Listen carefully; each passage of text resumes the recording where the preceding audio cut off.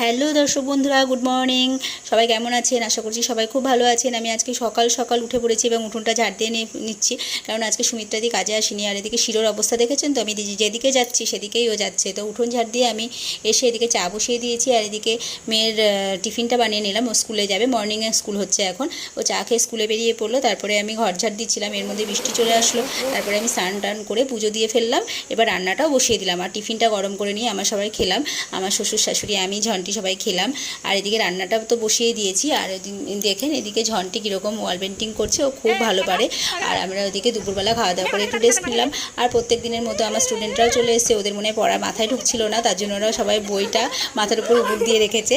এদিকে আজকে আমার একটা রেসিপি বানিয়েছি নতুন, আমার চ্যানেলে গিয়ে পেয়ে যাবেন, ওটা পোস্ট হয়ে গেছে। তো আমি এদিকে ওর জন্য আজকে একটা ভ্লগটা ছাড়তে আমার একটু দেরি হয়ে গেল, তো তার জন্য সরি। তো আজকে রাতের ডিনারটাও সেরে নিলাম। গুড নাইট, আবার দেখা হচ্ছে কাল।